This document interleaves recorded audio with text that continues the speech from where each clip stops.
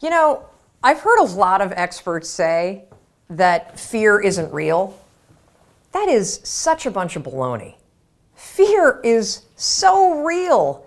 In fact, there are probably things that you're afraid of doing right now in your life, in your relationships, at work. And the fact that you're afraid, that's robbing you of all of the experiences that you want to have in your life. I mean, if you're afraid to fly, that's going to limit your ability to travel and see the world or go visit friends.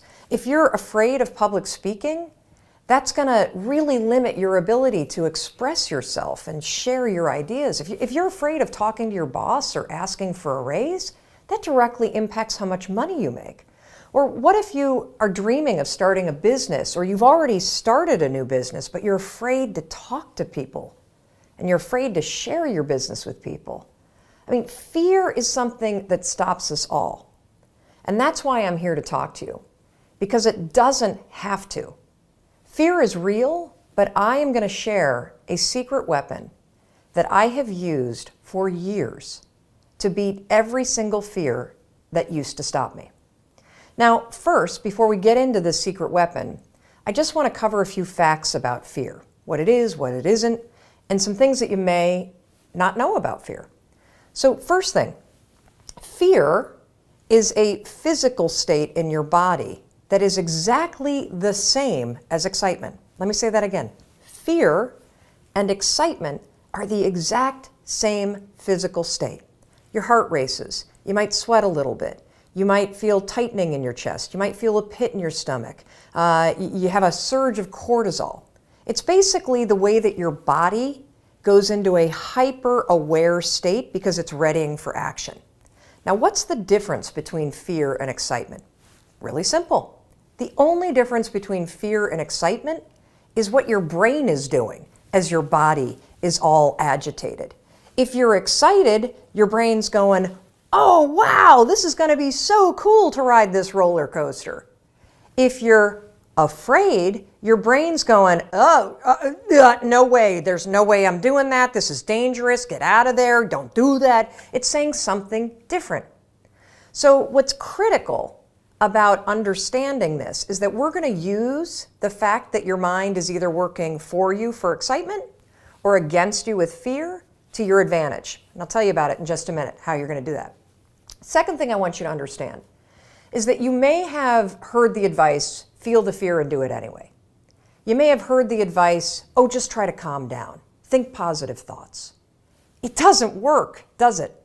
And there's a reason why it doesn't work. So let's go back to fact number one. When you're afraid, your body's in a state of arousal and agitation, and your heart is racing, and you're all like amped up, and you're hyper aware of what's going on, and you're freaking out a little bit. What is it like when you're calm? You just kind of chill, right? You got like this low arousal state. Very, very difficult to go from a state of agitation and being all jacked up and excited and weirded out and to a kind of state. It doesn't work. It's like trying to stop a train by throwing a boulder on the tracks. It's going to make the train jump off the tracks. It's going to cause a disaster. In fact, they've proven in research that when you try to ignore your fears, it actually makes them worse. And they've also proven in research that positive thinking alone also can make your fears worse. So, what do you do? What do you do when you're about to go talk to your boss and you feel afraid? What do you do when you have to get on a plane and you're actually terrified of flying? What do you do if you got to give a presentation and you are afraid of public speaking? Here's what you're going to do. You're going to use a strategy, the same one that I use, that has helped me beat every single fear and turned me into somebody that is terrific when it comes to a high-stress situation. This is how you do it. You're going to use my 5-second rule in combination with what I call an anchor thought, and that is going to reframe what your mind is doing so that your mind goes from feeling agitation and making you afraid to reframing it from agitation to excitement. It works like magic. Now, I have used this technique for years, literally for years. And one of the ways that I want to introduce you to it is I want to take you backstage. I want to take you backstage to a speech that I delivered this year. And what you're going to see is you're going to see me behind, the major set. I'm about to walk out. You can kind of hear the crowd roaring. My introductory video is playing. My body is in a state of arousal. I am literally, my heart is racing, my arms are sweating. Like you're going to see this. I'm going to tell you about it. And you're going to watch me use this same technique I'm going to teach you to reframe my nerves into excitement.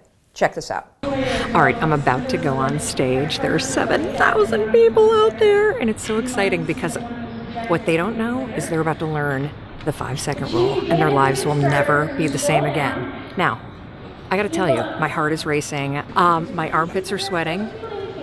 I have the exact same physiological feeling as when I'm afraid, but I'm not afraid. I'm excited. Excitement and fear is the exact same thing in your body. It's just what your brain calls it. Here's a trick that's proven by science that I use every time I speak. When I start to sweat, when I start to have butterflies, when I start to have my heart race, I say, I'm excited. I'm excited to get out there. I'm excited to talk to these people. I'm excited to share the 5-second rule.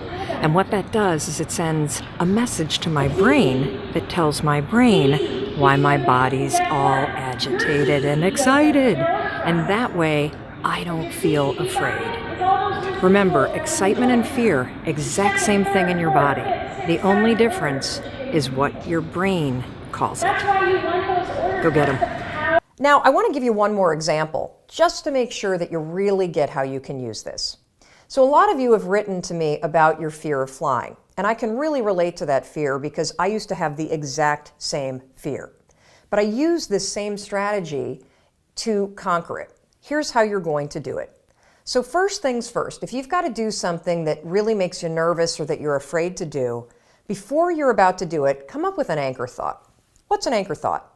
Well, an anchor thought is something that's going to anchor you so that you don't escalate any situation into a full-blown panic attack or into a situation where you screw things up. It's a way for you to anchor yourself so you maintain control over what you're thinking and how you behave.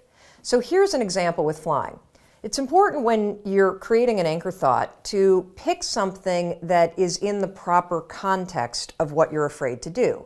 So for flying, pick an anchor thought that has to do with the trip that you're taking.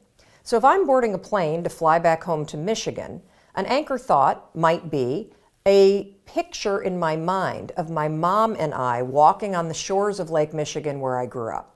That's a thought that makes me happy, it makes me excited, and it's also related to the trip that I'm taking.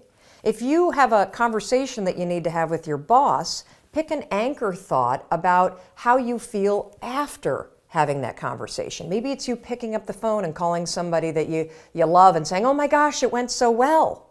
Or you walking out of the meeting and feeling like, yeah, I survived that conversation. I feel pretty good about myself. So now that you have your anchor thought, you're ready to beat the fear. How you're going to do it is this. So let's go back to the example of the plane. I'm on the plane, I'm flying to Michigan. We hit turbulence. My body's going to start getting agitated, right? I'm starting to get nervous. My heart starts to race. One of two things can happen. I can't control how my body might feel, but I can always control what I'm thinking about, and I can always control how I act. And so can you. So when I'm on a plane and the turbulence hits, 5, 4, 3, 2, 1, that's step one. And it's essential. And the reason why using the 5-second rule, 5, 4, 3, 2, 1, is essential is because that is how you switch the gears in your mind, you awaken your prefrontal cortex, and you trigger your brain that you're now in control of your thoughts. You've interrupted the fear. You've settled your thoughts, and now your brain is ready for that anchor thought. So then what I do after I go 5, 4, 3, 2, 1 is I insert the anchor thought that I've already come up with before the flight. I start thinking about walking on the beach and being with my mom and my dad. And I start telling myself, I'm so excited to walk on the shores of Lake Michigan. I'm so excited to see my parents. Now something remarkable is going to happen in your brain. Because you've interrupted the fear, and because you've used the 5-second rule to assert control and awaken your prefrontal cortex, and because you have an image that contextually makes sense to your brain because you're flying to Michigan, you know what your brain does? Your brain goes, huh, Mel's excited to go to Michigan. Because my body is in a state, remember the first fact? Fear and excitement, exact same thing. What's the difference between fear and excitement? What your brain is saying. Using the 5-second rule and an anchor thought, you can actually switch the gears in your mind and reframe the thoughts of fear into thoughts of excitement. And because you have a vision that makes sense based on what you're doing, your brain buys it. You just tricked your brain. Now, Dana used this technique. She says she's never been so calm when she's been flying. And Sarah used it too. Now, Sarah wrote to us, she was petrified of flying, but utilizing the 5-second rule in 5, 4, 3, 2, 1 with an anchor thought, check out this photo of her on a helicopter tour in Hawaii. Not only was the tour amazing, but here's what's really amazing. If fear stops you, this will change your life. And for those of you that are afraid of public speaking, check out this photo of Carol. She also had a fear of public speaking. And by using this technique that I've just explained to you, 5-second rule, anchor thought, reframe your thoughts from fear to excitement, something incredible happened. She was able to beat her fear and give a speech to her nursing colleagues. And that was something that was a life goal and also something she checked off her bucket list. Fear is real. You can't control the feelings that are going to rise up in your body when you're on a plane or when you're talking to your boss or when you see somebody that's attractive and you really want to go over and talk to that person.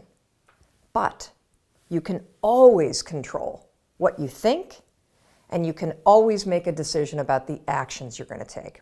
So the next time you feel afraid, 5, 4, 3, 2, 1, go to that anchor thought, tell yourself you're excited, and that, my friend, is the power of how you beat fear in 5 seconds flat. And don't forget, I'm here to help you however I can. Make sure you celebrate your successes on social media using the hashtag 5-second rule. Tag me, and if you ever have a question or you need advice, you can always reach us at hello@melrobbins.com.